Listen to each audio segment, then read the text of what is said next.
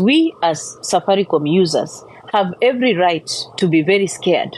If you use Safaricom and you are a person that transacts money, especially people in the diaspora, I am asking you guys to be very, very aware, okay? If you use Safaricom, you need to sign this petition because we need Safaricom to now come out and speak and tell us why there was a data breach at Safaricom and who released the statements to Peekaboo and what circumstances led to this situation. Our data is not safe. Our data is not safe with Safaricom.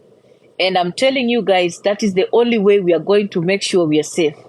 This cannot happen just to Nyako. It can happen to any of us.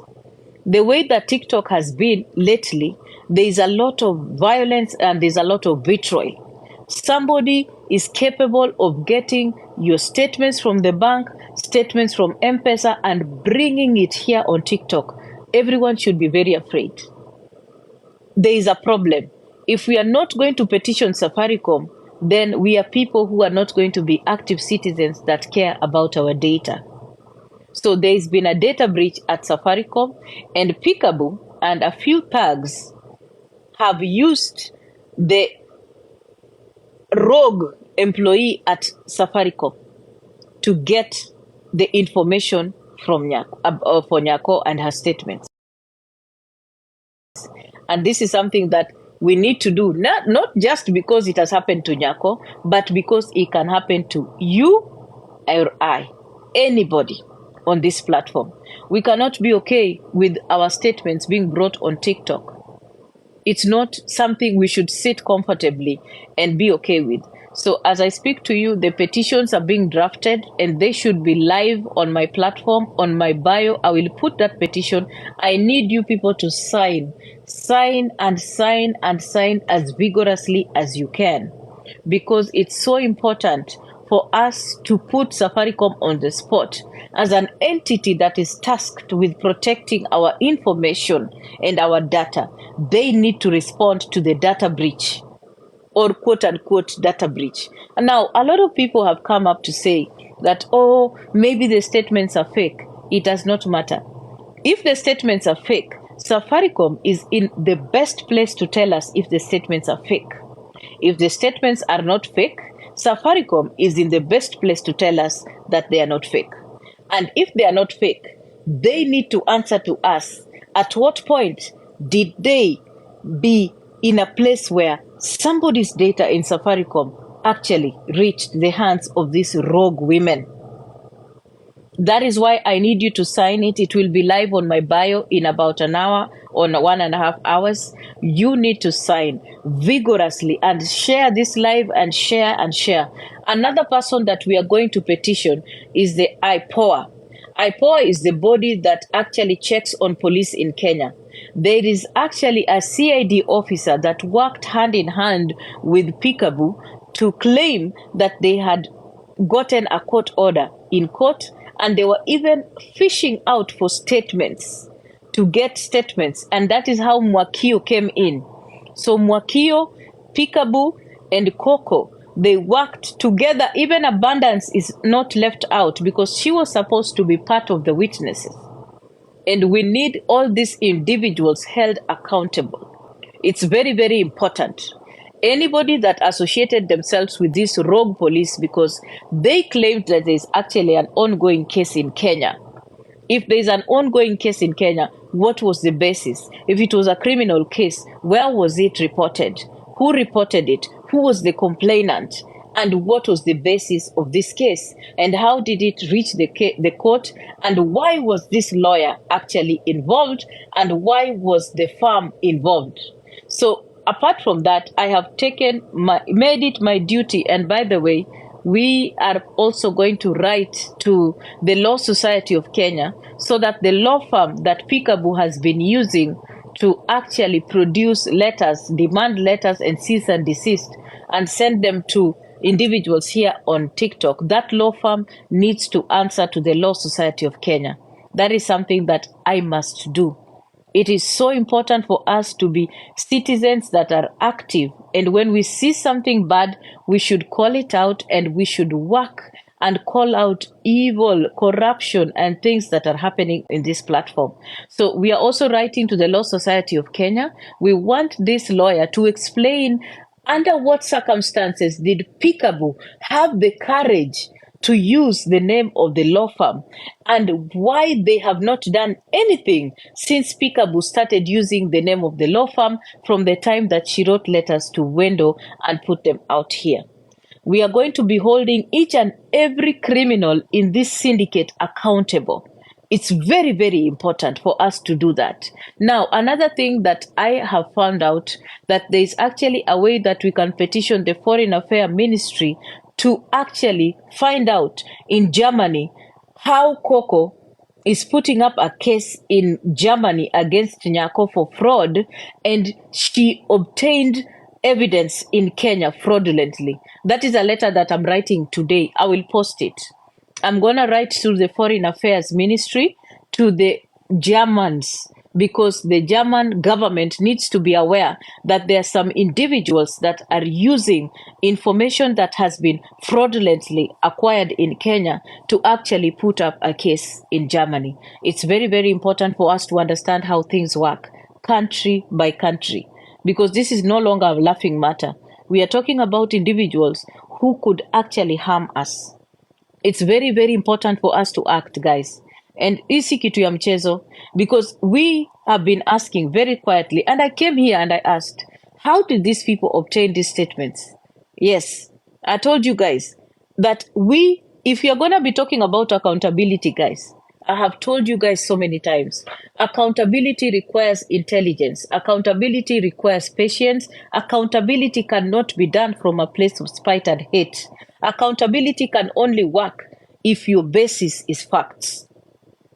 You are not going to get accountability by using your emotions. No, the things don't work that way. You don't get accountability by yelling on TikTok. You don't do that. You get accountability by being factual and stating the facts of the matter, because courts do not care about your feelings. Your feelings are irrelevant in court. And I don't care how many times JB and Pesh decide to insult me. Listen, those are people that I really don't answer to. I don't. So it's important for you guys to understand what has happened here, that it is actually criminal, it is illegal, and it is fraudulent. We really, really need to take this matter up as much as we can. It's important. Now, there is a problem also somewhere. The reason why Mwakio came out and now she's changing the narrative about her being involved in this case is because she's realized the magnitude of the lies that she has been doing on this platform. Mwakio worked together with Peekaboo because initially she wanted Nyako arrested. These are the people that wanted Nyako arrested, because I had called her out about talking and mentioning the statements for Nyako online. And at that time when I called her out, she went back and forth with Nyako online. They were insulting each other. And I said that if Nyako was to take up this case, Mwakio should be asked where she got the statements. When she heard that, she got very upset and angry and started matusi as usual.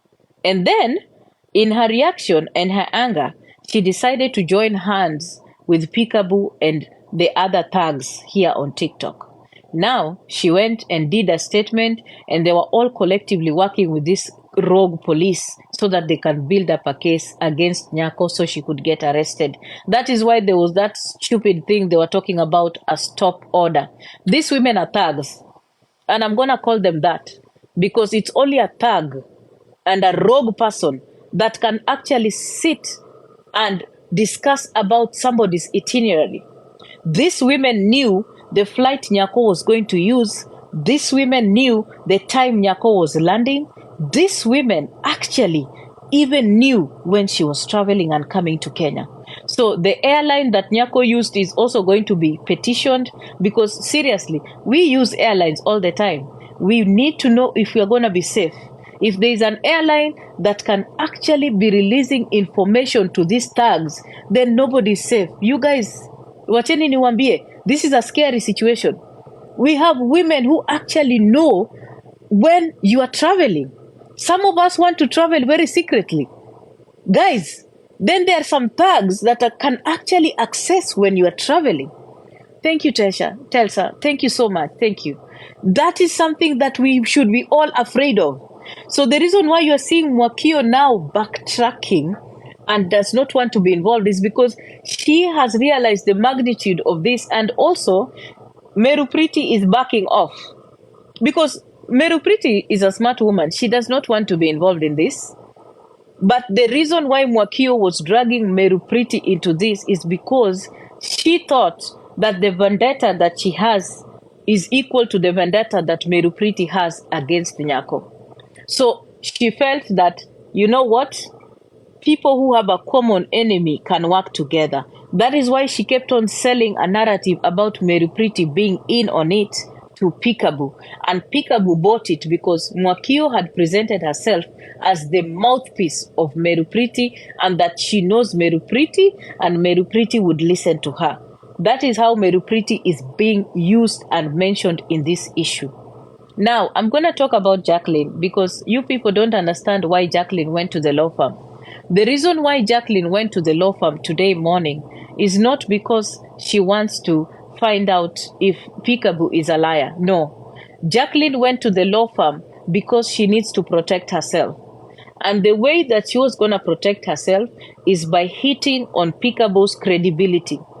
This same Jacqueline, guys, wanted to interfere with the case I have put against her in Kisumu using Peekaboo. And yesterday she even mentioned a little bit about it. And I think she was scared of going deeper because she realized, oh my God, I spoke too soon. So today morning, Jacqueline made it a point to go and look for the law firm that she had worked with before. This same Jacqueline worked with Peekaboo to make a fake letter that was sent to Wendo, using the same law firm that she went to today in the morning. So she actually went there because she wanted to make Peekaboo look like a bad person. And the only reason why she did that is to protect herself so Peekaboo can look like a liar, because she has shared so much with Peekaboo and she wants Peekaboo to be silenced or Peekaboo credibility to be questioned, because now she looks like a liar. Unasikia? So she wanted to silence Peekaboo. That is what she's doing. She's not interested in accountability. She's interested in protecting herself. Because when Peekaboo will come out to speak about what she has done for Lady Jacqueline, then Jacqueline will be in a very bad place. That is what she's afraid of. So when you are afraid about someone coming out to speak the truth about you, what do? What Jacqueline does best: punching on someone's credibility.